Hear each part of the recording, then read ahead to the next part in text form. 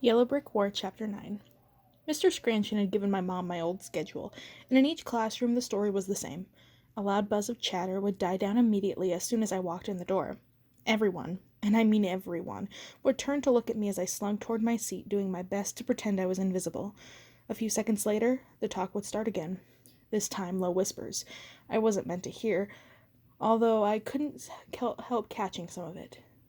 Went crazy and totally ran away with some guy just like her mom. Was blackout drunk for like the entire month, and then lied about being in a hospital. Okay, so nobody bought the hospital story. Too damn bad. I sat with my back straight and my eyes fixed on the front of the room. I wrote down my homework assignments and I spoke when I was spoken to, which was never, conveniently leaving me plenty of time to think about how I was going to start my search for the shoes. Even my teachers wouldn't meet my eyes. Whatever, I thought. It's not like I had friends before either. At least this time no one was throwing food at me or yelling, "Get those shoes at Kmart, Salvation Amy," as I tried to slink by, being a total pariah, but it's had its definite advantages. At lunch, I made my way through a cloud of silence that followed me across the room and exploded into hissing whispers the moment I passed. I kept my head high and my back straight, pretending I was walking across Dorothy's banquet hall. I found an empty table by the window at the far corner of the cafeteria, and I pulled my sandwich out of the paper lunch bag my mom had packed for me. A scrap of paper fluttered on the floor, and I recognized my mom's loopy cursive when I bent down to pick it up. "I love you, Amy. I'm so glad you're home." Notes in my bag? She was working her way up to Oscar material for a new role as concerned and caring mom. But even as I tried to shrug off her effort, some part of me was seriously touched. I remember the mom who baked a cake for my 9th birthday and poured me a bucket full of Sprite to drown my sorrows when no one showed up. But I couldn't think like that, I reminded myself. I couldn't. I tucked the note in my jean pocket. And then, to my total surprise, two figures slunk down into chairs on either side of me.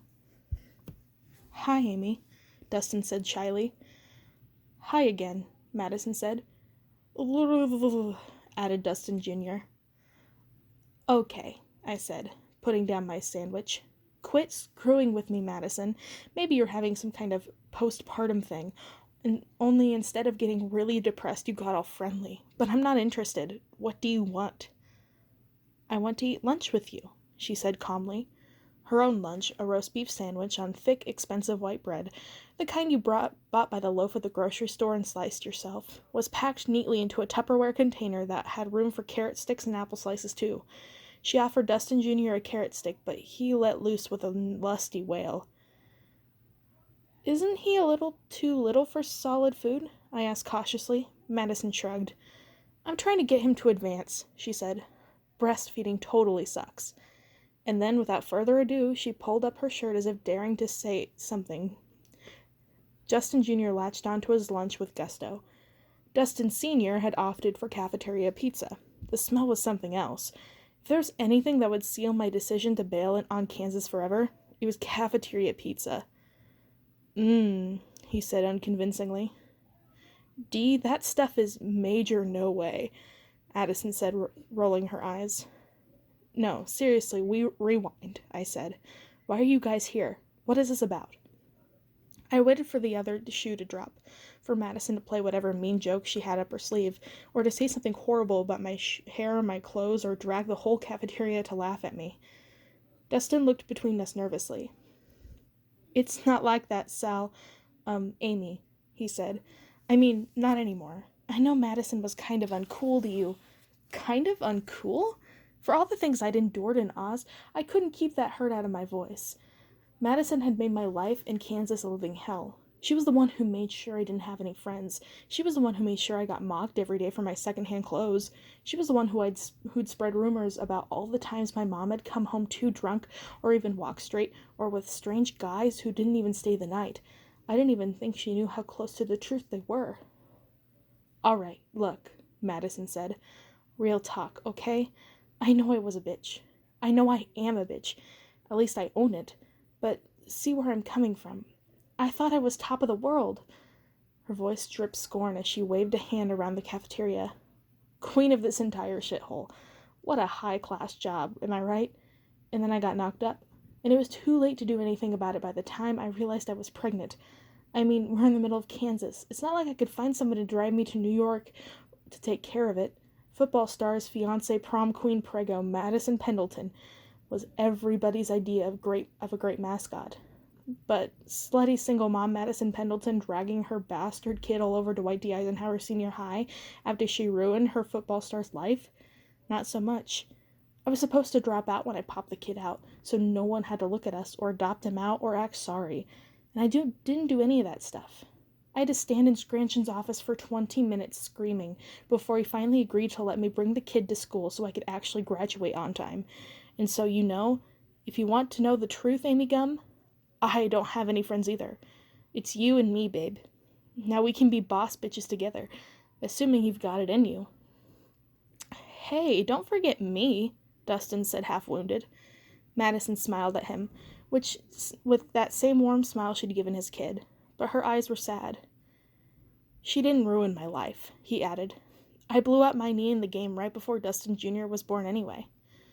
I stared at Madison, totally speechless. I've never heard her talk so much at one time without letting an insult fly, let alone admit everything like vulnerability. I thought suddenly of all the times I'd pretended to be something I wasn't in Oz, to protect myself to get by.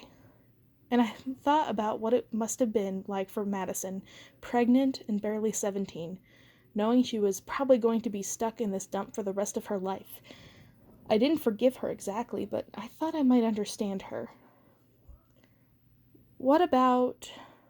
I made a vague gesture, trying to remember the names of Madison's Clone War besties. Amber? Madison snorted and looked across the cafeteria. Amber, dressed in an outfit uncannily identical to the glitter-heavy, blinged-out gear Madison was sporting, was holding court at the head of the popular table, surrounded by admiring jocks, acolytes, and matching ensembles, and a couple of hangers-on. As if she could sense the force of Madison's gaze, she glanced over at us and sneered. Madison raised a single, slow middle finger. Amber blanched and looked away. Queen bee or no queen bee, Madison was still pretty scary. I got demoted, she said, almost cheerfully. Whatever. Saves me a lot of time. But you and Dustin could get married, I said. You could get a babysitter for the kids so you could finish school. My parents threw me out of the house, she said matter-of-factly. So no free child care. And Dustin and I broke up. She looked at him and raised an eyebrow. Even though Madison seemed genuine and had gotten a taste of her own medicine, I was definitely not ready to trust her. She had made a sport of hurting me, like it was an extracurricular activity. But there was an intimacy in the bully/bullied relationship.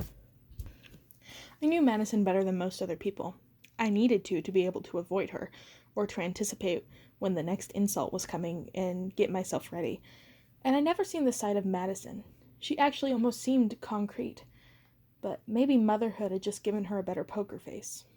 I realized Dustin had continued talking while I'd been trying to figure out Madison. I mean, of course I help with the baby. My parents are pretty cool. They're letting Madison stay with us until we figure out something better. He sighed and put his head in his hands. We just knew we weren't right for each other, even though we still care about each other. It's a lot, he said, but we'll figure it out. Madison put her head in his shoulder, and he gave her a squeeze. The thing is, they did love each other. It was obvious in the little glances they shot each other when they thought I wasn't looking.